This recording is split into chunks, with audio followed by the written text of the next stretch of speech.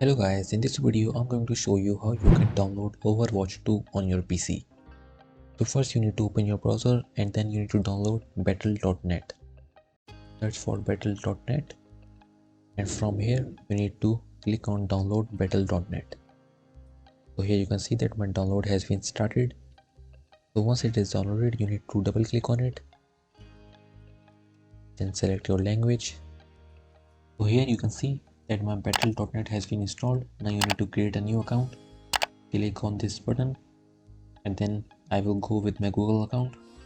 So I will meet you after I have logged in. So here you can see that I have logged into battle.net and all you need to do is click on Overwatch 2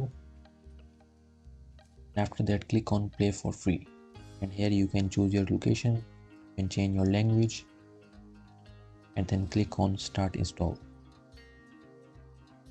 So this will start installing Overwatch 2 on your PC. So I hope you found this video useful. Please hit the like button and don't forget to subscribe to our channel. And thank you for watching.